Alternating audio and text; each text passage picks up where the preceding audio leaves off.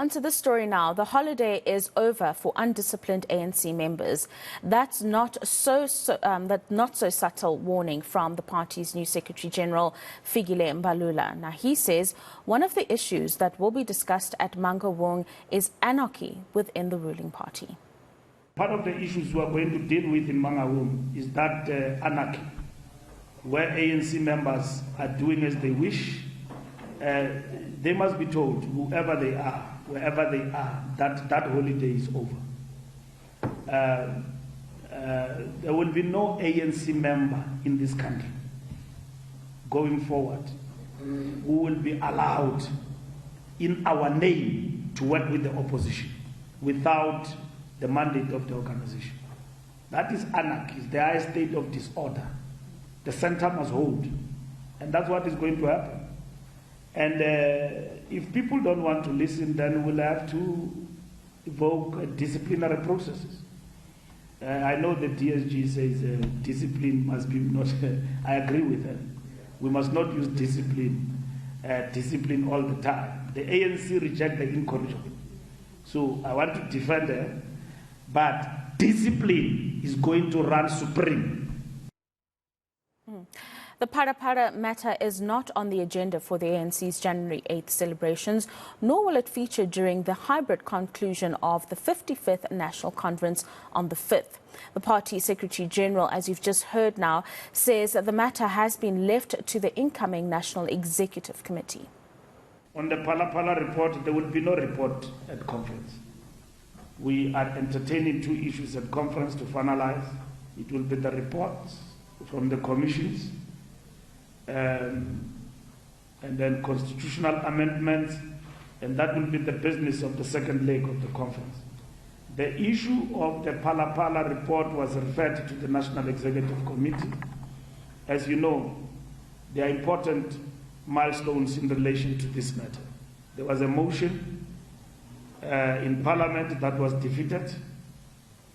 There are members of the ANC who voted with the opposition, and their issue in terms of that particular matter, it has been referred to the National Disciplinary Committee.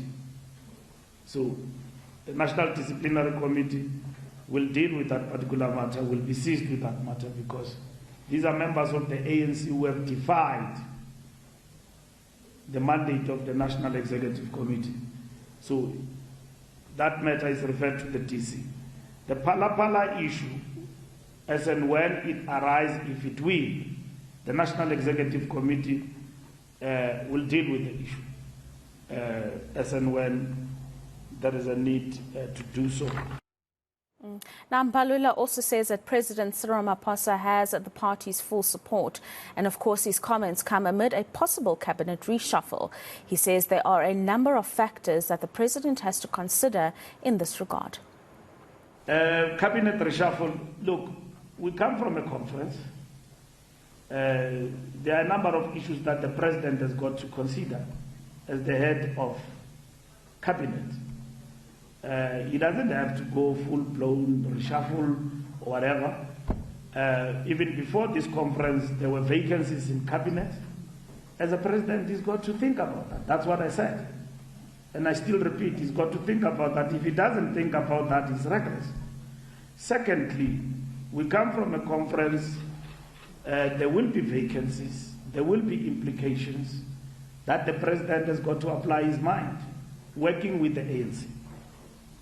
And then at the end, the decision is his. He will bring proposals to the ANC, and then at the end of the day, the president has got to work with the package that he's got. He will bring suggestions, he will apply his mind.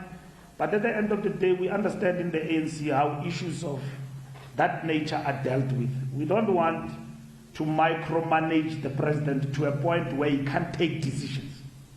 And then he says, I can't move, I can't do this because Nomvula and Mbalula are sitting with a gun.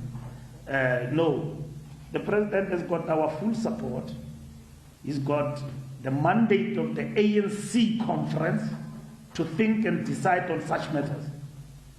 With due respect, in consultation with the party, which is that will happen. Not even the party I saw there was a circular here that the NEC will be discussing cabinet reshuffle. You can imagine we'll spend 5 days. If we can't just agree who must be elected in the top 6, you can imagine arguing who must get to cabinet. The organization will collapse. The Secretary-General has also confirmed all issues previously flagged on the state of the Dr. Petrus Molamela Stadium in Bloemfontein have now been resolved. Now, that follows a letter on the 21st of December by Mangaung's acting city manager warning that the northern part of the stadium had sunk after construction.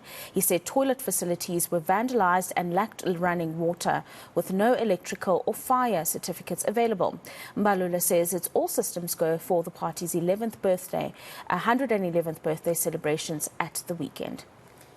And then we'll also deal with constitutional amendments that will take a lot of our time, because constitutional amendments require voting if 2/3 of the conference must endorse the resolutions.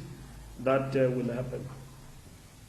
In terms of January 8 celebrations, 111 celebrations of the ANC, the following activities can be confirmed. 1, Dr. Petrus Molamela Stadium is the venue to host the January 8th celebration. All matters that were previously flagged in relation to the stadium infrastructure have been cleared.